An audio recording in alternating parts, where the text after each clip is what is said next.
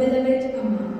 Today, we the students of Amrita Vidyalaya are going to chant and explain the 12th chapter of Bhagavad Gita. As we know that Bhagavad Gita plays a very important part in our life.